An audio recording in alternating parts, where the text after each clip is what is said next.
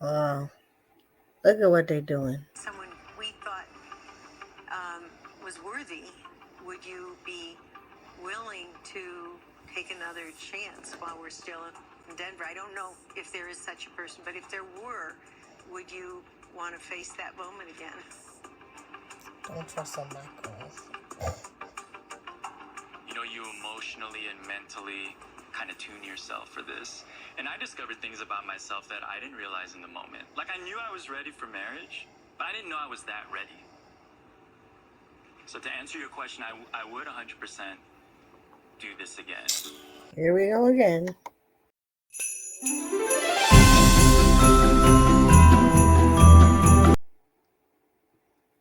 Hey y'all, it's your captain for all things creative coming back at you with the Married at First Sight Season 17, Episode 11 review.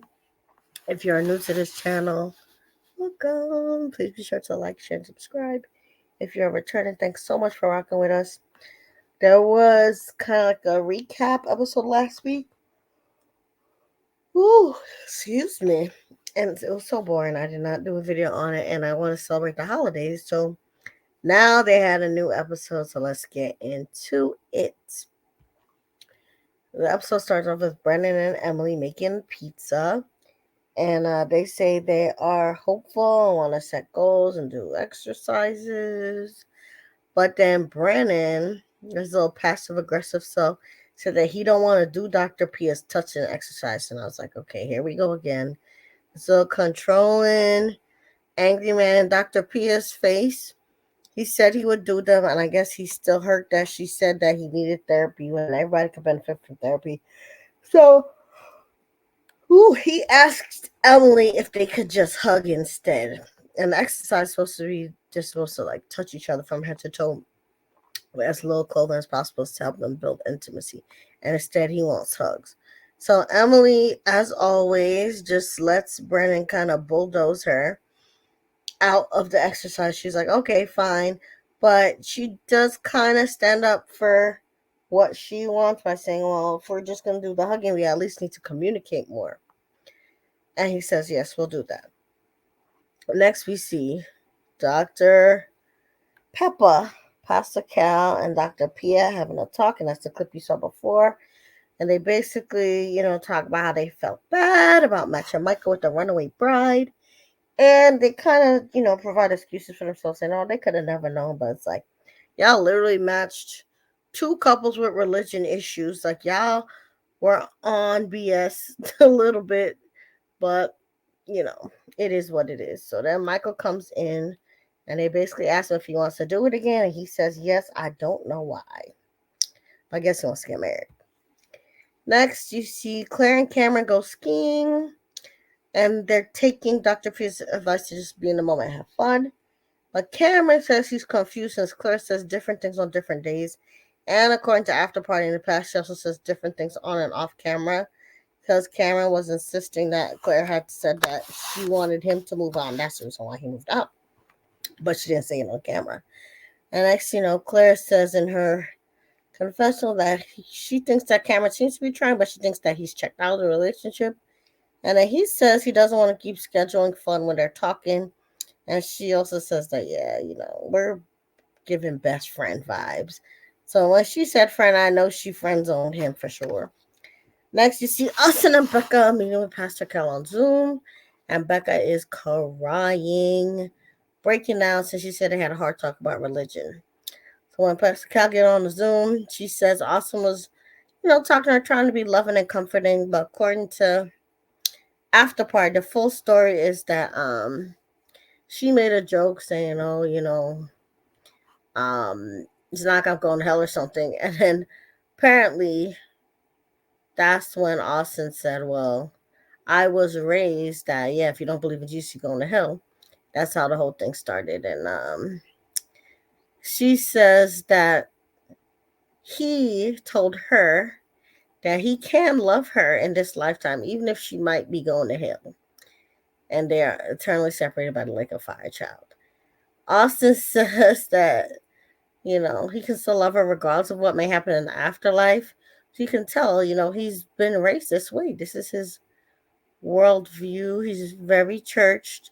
And it does take time, to accept that if, you weren't raised in the same way as someone. It's a matter of like respecting their beliefs, but to me, Becca's the one who's being a little more strange about this because she claims she doesn't believe in hell. Now, Austin doesn't have a heaven or hell to put her in, but the fact that she's so distraught and shaken by him just admitting, yeah, I was raised this way, it just proves to me that Becca's one with a lot of trauma around religion. She used to be Jewish. I guess she was raised that way, but now she's agnostic. She says she's agnostic or atheist. I have to go back and look. I believe it's agnostic. She's unsure because she's very acting, scared about hell for someone who doesn't believe in it or is unsure of it. So just the fact that she's also feeling extra judged by Austin when he kind of just being honest about how he was raised. I don't think he was judging her in the moment, especially based on how, she told the story, but he does trigger some traumas in her about, maybe being browbeaten by Christians or hearing fire and brimstone kind of messages. And I just thought it was funny. He's like, I'll love you in this life. That kind of made me feel like Austin kind of would be like, comfortable going to heaven without her. But again, that's a matter of belief. And if Becca does not believe in hell, then, why get this upset? It's very weird. Then Pastor kind of talks Becca off the ledge of feeling horrible about the whole situation. And then Becca, when she's, more calm, she does admit that Austin told her that he loves her, like on, I guess, the night before or something when he was going to bed. And she said she told him that, she loves him back. And then they talk about, Austin still can't confirm or deny if Becca's going to hell, but she asked him to work on that after, Pastor Cat hangs up the phone. Next, you see Orion meet with Cameron, and Lauren meets with Claire, and I really don't like the Orion and Cameron meetup. Now, Orion has the audacity in this meeting to say that he wished he had advocated for himself a bit more, been more selfish, and then he warns Cameron not to get reeled back in by Claire, and his nasty little giving up spirit is just coming out of all his pores and it's resonating with Cameron's rejections and fears. So I could see Cameron spiraling more and more after talking to Orion. I don't think it was a good idea for them to meet. And then you see Lauren meeting with Claire, and Claire is admitting to Lauren, she's been in her head in this relationship. And then Lauren asks Claire, if she's tripping about the future too much. And Claire does agree. She said, actually, Dr. Priya told her the same thing, to just enjoy the moment and be in the moment a little bit more. But Claire's like, well, it feels forced trying to have fun in the moment. And she thinks that having fun and forcing Cameron to hang out with her is going to chase him away. And I'm just like, Claire's just making excuses. I think she definitely does not want Cameron, but we'll talk more about that at the end. And then Brennan and Emily's the next one we see. They say they're going to go horseback riding to celebrate their 1 month anniversary. And I literally could not believe that it's only been a month. I want this season to end. The couples are like dead on arrival, basically, but we shall see. Claire then says she and Cameron aren't celebrating a 1 month anniversary, and it's too weird for them to even, think about themselves as having been 1 month together. But you have been 1 month together, so you could acknowledge it. But at this point, Claire and Cameron definitely in the dumpster Orion. And Austin, Becca, and Brennan and Emily, they're both at least going to celebrate the 1 month, so they're still kind of trucking along, while the other couples are either faded or fading fast.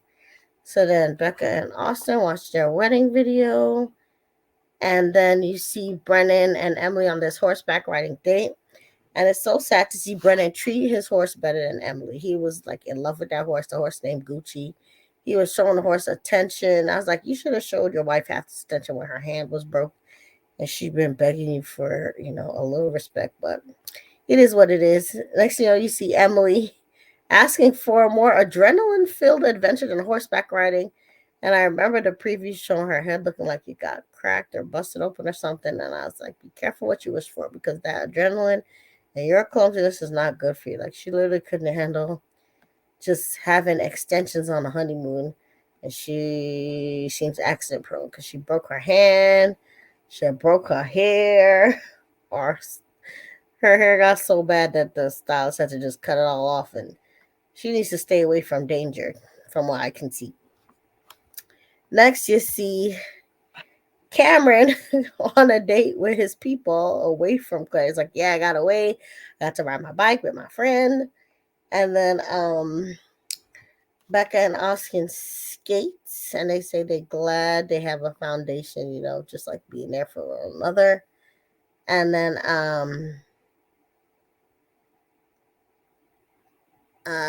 was it Becca says she doesn't want Austin to compromise for her.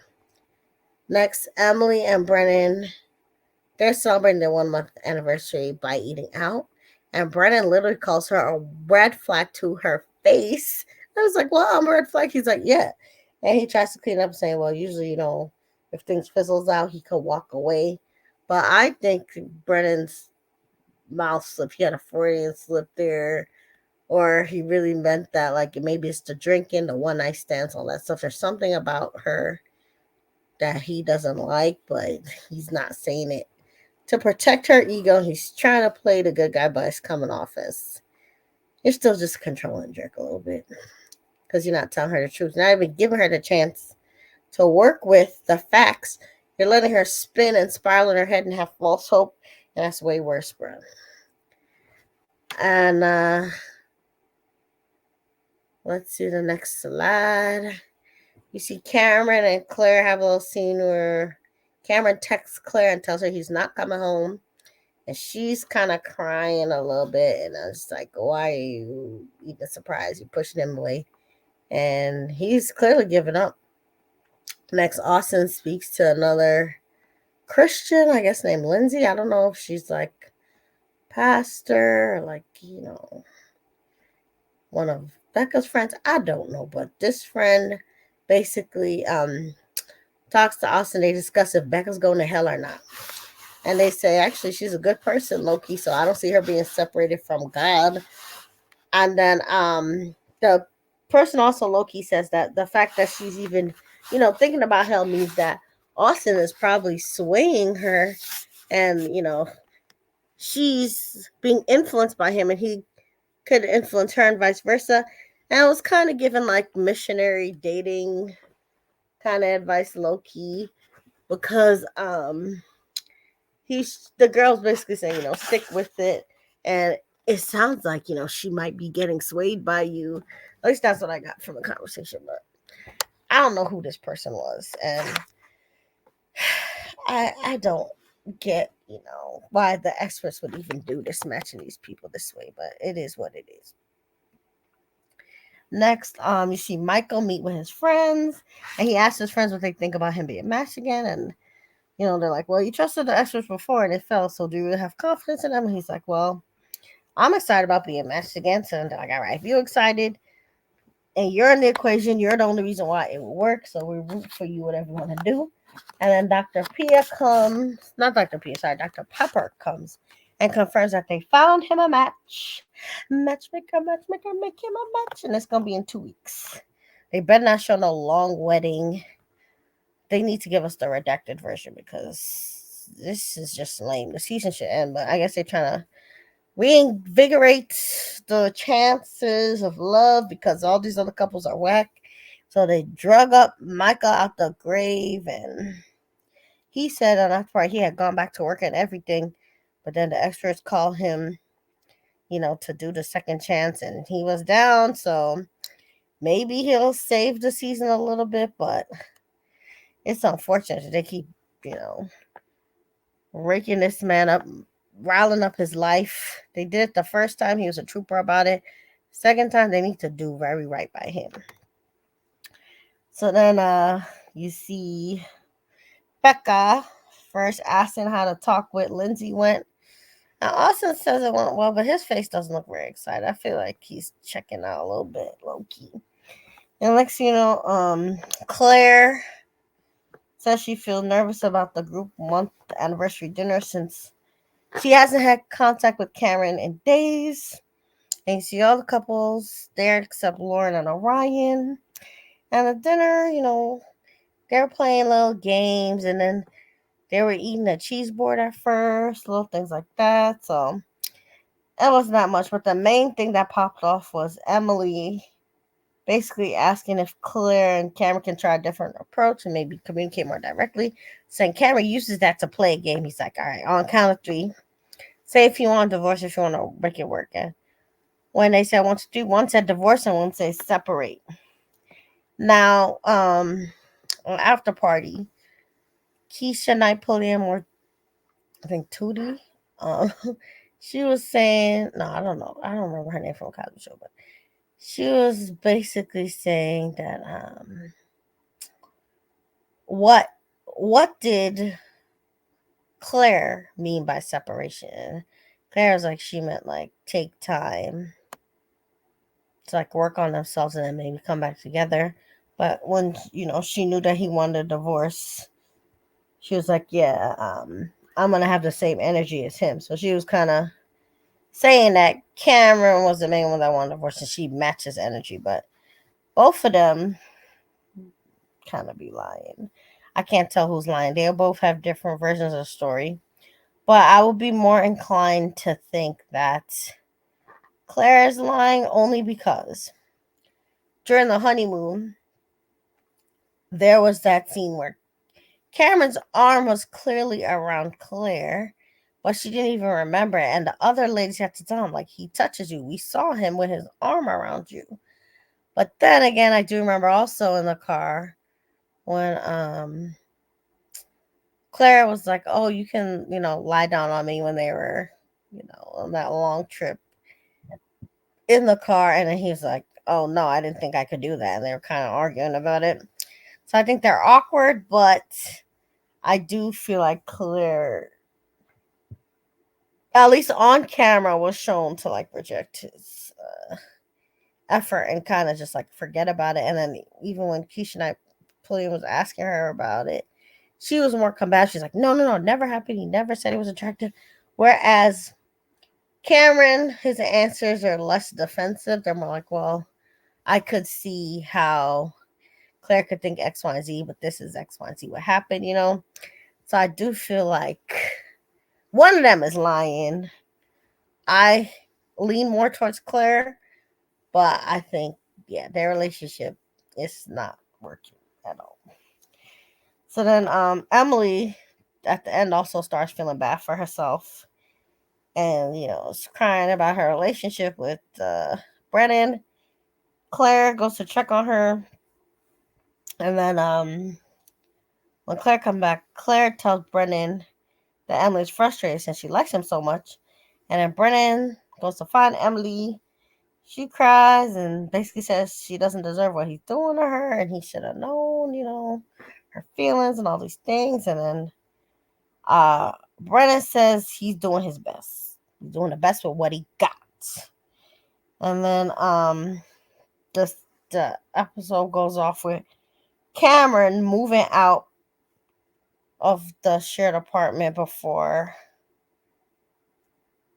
things get really bad, but they also look at their wedding pictures and whatnot before he has to walk her out. And it's really interesting that he also compared their relationship to when he like put down his dog. He was saying he won't regret it, and I was like, y'all are so unfortunate this season. Like I don't know why everything got so messed up, but it really is. So next week we're gonna see Michael, do his match. I hope they don't draw it out. Like, I do not want to see another like 3-4 episode wedding with him. They need to do like the expedited version. Like I said, I think Lauren and Orion, at least in a preview, said they're gonna try to talk to each other friendly like. They might get back together, and also I think Emily's gonna bust her head, but really the season needs to end. Like, I don't know why they put Michael to have his fresh start this late in the game. I thought they were going to do it earlier, but and I guess they needed their time to get their ducks in a row. But I'm kind of over the season. But I do think the religion talk is interesting. Those experts should have never matched people who had such big differences in religion. Becca's clearly like tortured about it. I think again, Austin is churched. You know, he was raised religiously, so he's gonna have certain things that are just kind of his worldview, like accepting Christ and praying and even ideas about heaven and hell. And while he's trying to be respectful, just the fact that he even had those beliefs at one point is triggering Rebecca. So they have to figure out she needs therapy because it's too much to have that negative of reaction to someone who was actually very gracious about how they were raised, because he can't change how he was raised. His parents taught him about Jesus and heaven and hell. It's like just the fact that Becca's so triggered by it and annoyed by it is going to continue to be a problem. So, what are your thoughts? Make sure you put it in the comments. Make sure to like, share, and subscribe. And remember, you're the master of your fate and the captain of your soul.